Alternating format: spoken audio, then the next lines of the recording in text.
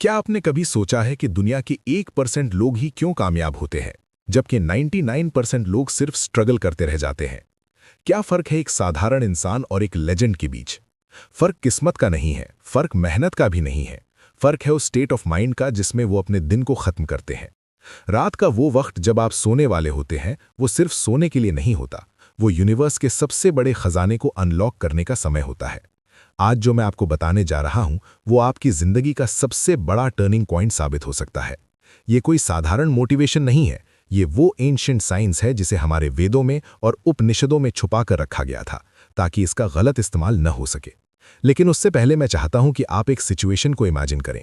उस इंसान के बारे में सोचिए जिसने अपना सब कुछ दांव पर लगा दिया, जिसने दिन रात एक कर दी अपने सपने के लिए, पसीना बहाया, रातों की नींद हराम की, लेकिन अंत में हाथ क्या लगा? सिर्फ फेलियर। वो रात को अपने बिस्तर पर लेटता है और छत को घूरते हुए सोचता है कि आखिर कमी कहाँ रह गई। उसकी आंखों में आंसू हैं, लेकिन वो रो नहीं सकता, क्योंकि उसे अपने परिवार के सामने स्ट्रांग बनना है। वो अंदर से टूट चुका है। उसे लगता है कि शायद भगवान या ये यूनिवर्स उसके खिलाफ है। क्या आपने कभी ऐसा महसूस किया है? क्या कभी ऐसा लगा है कि आप चीखना चाहते हैं लेकिन आवाज नहीं निकल रही? अगर आपने अपनी जिंदगी में एक बार भी इस हेल्पलेसनेस को, इस दर्द को महसूस किया है, तो अभी इसी वक्त कमेंट बॉक्स में जाकर टाइप करें आई फील इट, क्योंकि आज का ये सेशन सिर्फ उन्हीं लोगों के लिए है जो इस दर्द को अपनी सबसे बड़ी ताकत में बदलना चाहते हैं। मैं चाहता हूं कि आप अभी कमेंट करें ताकि आप यूनिवर्स को ये सिग्नल दे सकें कि आप अब बदलने के लिए तैयार हैं। आज हम जिस तकनीक के बारे में बात करने जा रहे हैं, उसे मॉडर्न न्यूरोसाइंस में स्लीप प्रोग्रामिंग कहा जाता है, और हमारी प्राचीन संस्कृति में इसे योग निद्रा और स्वप्न साधना का नाम दिया गया है। ये वो गुप्त ज्ञान है जिसे थॉमस एडिसन जैसे महान साइंटिस्ट्स इस्तेमाल करते थे अपनी इन्वेंशन के लिए, और जिसे एंशिएंट इजिप्शियंस अपनी सिविलाइजेशन को एडवांस बनाने के लिए यूज करते थे। लेकिन आज के दौर में हम इसे भूल चुके हैं। हम सोने से पहले अपने फोन में दुनिया भर का कचरा देखते हैं, नेगेटिव न्यूज़ देखते हैं और उसी नेगेटिव वाइब्रेशन के साथ सो जाते हैं। फिर हम शिकायत करते हैं कि हमारी लाइफ में कुछ अच्छा क्यों नहीं हो रहा। याद रखिए, सोने से पहले के वो 2 मिनट आपकी पूरी जिंदगी को कंट्रोल करते हैं। अगर आपने इन 2 मिनटों को काबू करना सीख लिया, तो दुनिया की कोई भी ताकत आपको सफल होने से नहीं रोक सकती। हमारे शास्त्रों में कहा गया है कि जो ब्रह्मांड में है वही पिंड यानी शरीर में है। जब आप सोने जाते हैं तो आप सिर्फ अपनी आंखें बंद नहीं कर रहे होते, आप एक डायमेंशन से दूसरे डायमेंशन में जा रहे होते हैं। ये वो समय होता है जब आपका कॉन्शियस माइंड यानी आपका लॉजिकल दिमाग सो रहा होता है, और आपका सबकॉन्शियस माइंड यानी अवचेतन मन पूरी तरह से जाग जाता है। ये वही समय है जब आप अपने दिमाग को जो भी कमांड देंगे, वो उसे एक आदेश मानकर पूरा करने में लग जाएगा। मॉडर्न न्यूरोसाइंस ने ये साबित कर दिया है कि जब आप जाग रहे होते हैं तो आपका दिमाग बीटा स्टेट में होता है, जहां आप लॉजिक और डर से घिरे रहते हैं। लेकिन सोने से ठीक पहले जब आपकी पलकें भारी होने लगती हैं, तब आपका दिमाग अल्फा स्टेट और फिर थीटा स्टेट में एंटर करता है। साइंटिस्ट्स इसे हिप्नोगॉजिक स्टेट कहते हैं। ये वही स्टेट है जहां आपके कॉन्शियस और सबकॉन्शियस माइंड के बीच का पर्दा सबसे कमजोर होता है। हिस्ट्री गवाह है कि थॉमस एडिसन और एल्बर्ट आइंस्टाइन जैसे जीनियस अपनी मुश्किल से मुश्किल प्रॉब्लम्स का हल इसी स्टेट में खोजते थे। एडिसन अक्सर अपने हाथ में लोहे की बॉल लेकर कुर्सी पर झपकी लेते थे, ताकि जैसे ही वो गहरी नींद में जाने लगे, बॉल गिरे और वो जाग जाए। वो ऐसा इसलिए करते थे क्योंकि उस आधी नींद और आधी जागृति की अवस्था में उन्हें वो आइडियाज मिलते थे जो उनका लॉजिकल दिमाग कभी सोच ही नहीं सकता था। लेकिन हमारे ऋषियों ने इसे हजारों साल पहले ही डिकोड कर लिया था।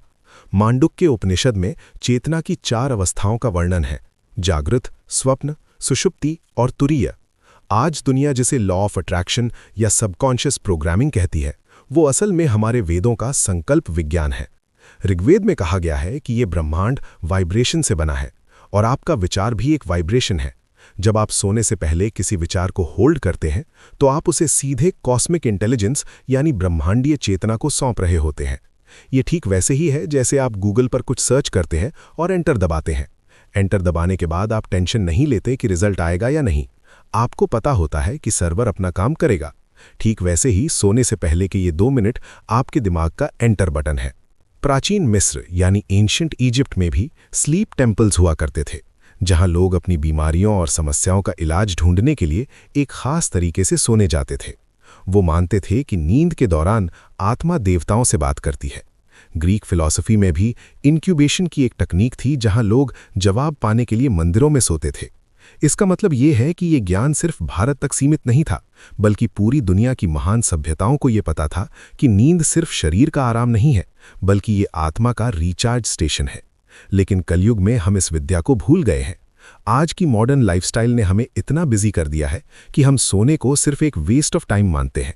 याद रखिए, अगर आप जीवन में कुछ भी हासिल करना चाहते हैं, चाहे वो पैसा हो, हेल्थ हो या मन की शांति हो, उसका रास्ता आपके सबकॉन्शियस माइंड से होकर ही गुजरता है। आप दिन भर चाहे जितनी मेहनत कर लें, चाहे जितनी किताबें पढ़ लें, लेकिन अगर आपकी रात की प्रोग्रामिंग गलत है तो आप कभी सफल नहीं हो पाएंगे। ये कड़वा सच है। जो लोग कहते हैं कि मैंने बहुत मेहनत की फिर भी फेल हो गया, उसका कारण यही है कि वो दिन में तो निर्माण करते हैं, लेकिन रात को अनजाने में अपने ही सपनों को डिस्ट्रॉय कर देते हैं अपनी नेगेटिव सोच से।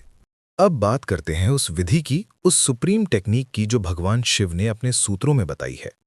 विज्ञान भैरव तंत्र में भगवान शिव माता पार्वती को धारणाओं के माध्यम से समझाते हैं कि कैसे शून्य में उतरना है। आपको सोने से पहले ठीक वही करना है। बिस्तर पर लेट जाएं और अपने शरीर को पूरी तरह ढीला छोड़ दें। इसे हम योग में शवासन कहते हैं।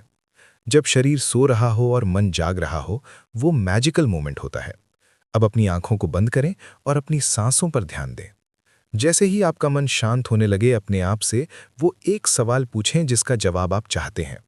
ये सवाल आपकी करियर के बारे में हो सकता है, आपके रिश्तों के बारे में हो सकता है, या आपकी सेहत के बारे में।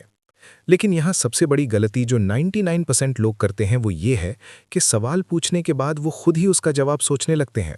आपको ये नहीं करना है। आपको लॉजिकल माइंड का इस्तेमाल नहीं करना है।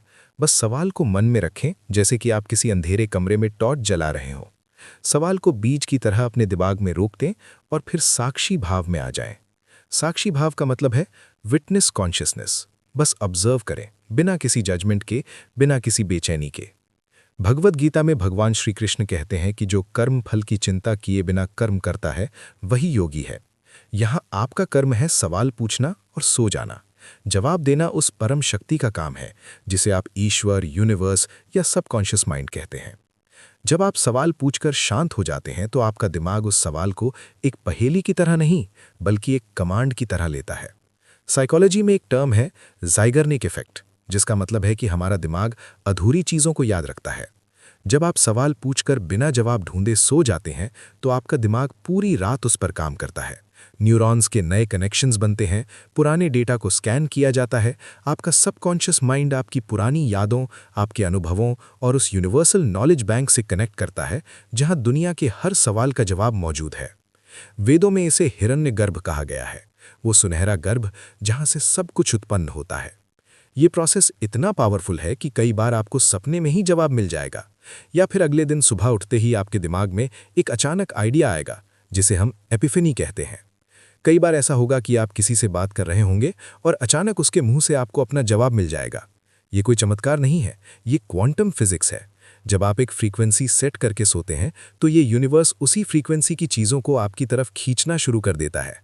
लेकिन सावधान रहें, ये तकनीक जितनी शक्तिशाली है उतनी ही सेंसिटिव भी है। अगर आप डाउट के साथ या डर के साथ सवाल पूछेंगे तो ये काम नहीं करेगा। उपनिषदों में कहा गया है, भावो ही विद्यते देवः, यानी भावना में ही देवता का वास है। अगर आपकी फीलिंग में डाउट है तो आप यूनिवर्स को कंफ्यूज्ड सिग्नल भेज रहे हैं। आपको ऐसे पूछना है जैसे एक छोटा बच्चा अपनी माँ से पूछता है। उसे पूरा भरोसा होता है कि माँ उसे जो भी देगी वो उसके लिए सही होगा। इस भरोसे को ही श्रद्धा कहा गया है। मॉडर्न स्टडीज बताती हैं कि सोने से पहले का जो इमोशन होता है वो पूरी रात हमारे नर्वस सिस्टम में लूप करता रहता है। अगर आप चिंता में सोएंगे तो आप 8 घंटे की चिंता की प्रैक्टिस कर रहे हैं, और अगर आप समाधान की उम्मीद में सोएंगे तो आप 8 घंटे सफलता की प्रैक्टिस कर रहे हैं। चॉइस आपकी है। स्वामी विवेकानंद कहते थे कि हर आत्मा में परमात्मा बनने की क्षमता है। वो क्षमता इसी अवचेतन मन में छुपी है।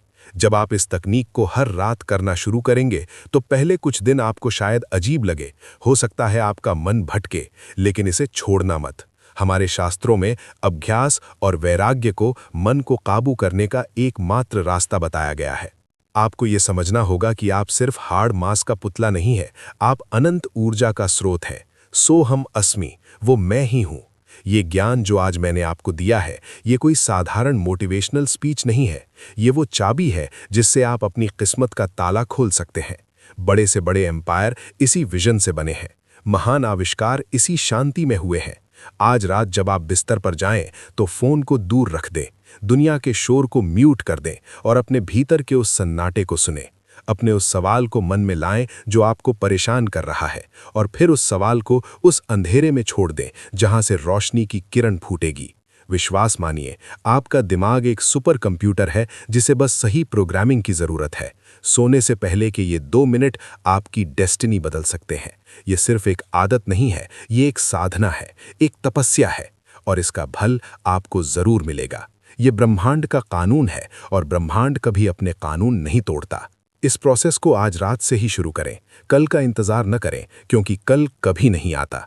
और जब आपको इसका रिजल्ट मिले, जब आपकी लाइफ में वो मैजिक होना शुरू हो जाए, तो वापस आकर इस वीडियो पर कमेंट जरूर करना, ताकि और लोगों को भी विश्वास हो सके कि हमारी प्राचीन विद्याओं में कितनी ताकत है। याद रखिए, आप अकेले नहीं हैं, वो परम शक्ति हर पल, हर सांस के साथ आपके भीतर काम कर रही है।